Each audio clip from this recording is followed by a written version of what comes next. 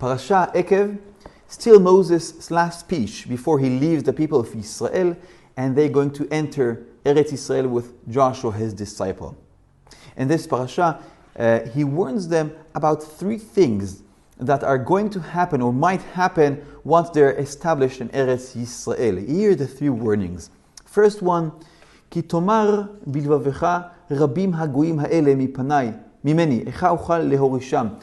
If you say in your heart, how big, mighty all these nations in Eretz Yisrael, how can I inherit the land? Second saying that the people might say is, ואמרת בלבבי, כוחי ועוצם ידי עשה לי את החיל הזה. The complete opposite. And you will say in your heart, my strength and the might of my hand gave me this opportunity to conquer the land. And forgetting who is actually giving us the strength to conquer Eretz Yisrael and to do anything Hashem.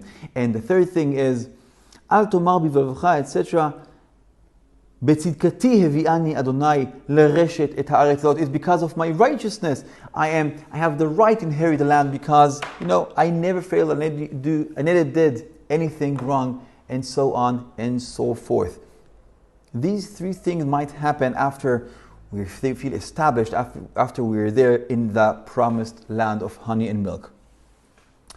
What is the solution? In all three times, all three concerns, the solution was one, Zachor Tizko. Remember what Hashem did to you in Egypt. Remember that you failed in the desert, in the wilderness, all the sins you did, but Hashem forgave you and continued the journey with you. And remember how much Hashem was with you with all the hardships. The solution for all these three concerns is one, memory.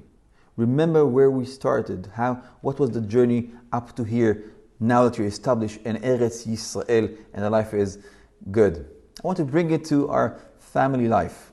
We get married usually pretty much the same, so to speak. We met in a camp from a pretty much same socioeconomic status, same ideal values and glemsta. But what is going to happen next, years after, when we established? He's got an established career, and she preferred to be a prominent person in the community, invest in the community. He decided to be a family-focused person, and she's now a known figure in the government, and so on and so forth. We change. At least things, some aspect of ourselves change all of a sudden. Do we still belong to each other? Is it a suitable match? And should we continue? Or, in a positive way of saying it, how do we sustain the love?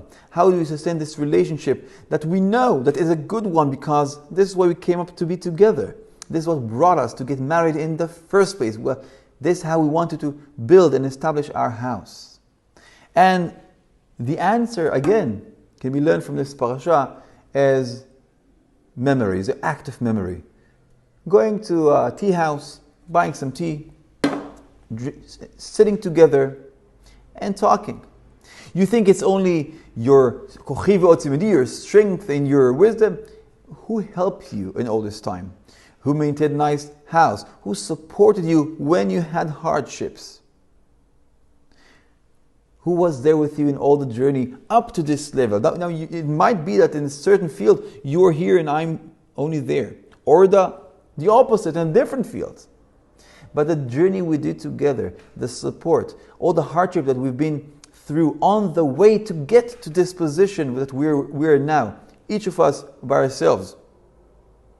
This all came up because we did this journey together. This is a really good technique to re-enhance, to relight the love and remember the reasons, the core, the foundations of our being together. Zachor Tizko, remember, acts of remembering, taking the photo album of our wedding, sitting over a cup of tea, cup of coffee, and talking about what we have, what we established, where we began, the hardship we have been through, the failures that I had and you supported me, and the opposite, the hardship, the challenge that you had, and I supported you. All this brings back to life the love, and the reasoning, and the good meaning of being together. Shabbat Shalom, full of love.